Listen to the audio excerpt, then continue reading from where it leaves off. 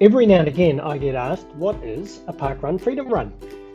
Well, that's a time when you would run a course, parkrun course, outside of the usual official Saturday morning. So whether that's at 8 a.m, 9 a.m. on a Saturday, parkrun day as we call it, of course that gets recorded as an official result.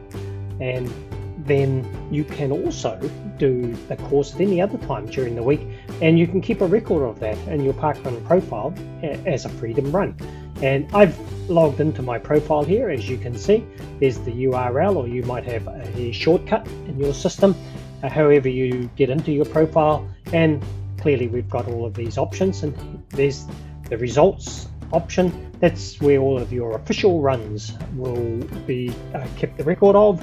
And here's the freedom run, and you can see there that it's taken me into the freedom run screen, and it's really very simple.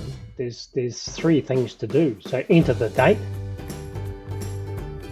enter the park run, and if you click on that and put in the first 3 or 4 letters, it will come up with Sherwood Reserve Park Run. In this case, that's the one I'm selecting, and then I enter the time using the format that they show over here.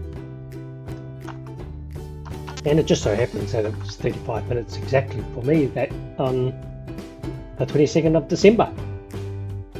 And then I submit it. And there it is there, nicely recorded. And then you can go back to your profile and make whatever other changes at other parts of your profile that you choose. I hope this has been really helpful for you. Let me know in the comments below, how many freedom runs have you done? Are there some parkrun courses where you've done the freedom run but you haven't done the official run yet? So that could be that you're in the area during the week, and you could only do it say on a Thursday or a Friday. You couldn't make it to the Saturday for whatever reason. So comments below, let us know about your freedom runs, about your official runs, ask any questions. Thanks for watching.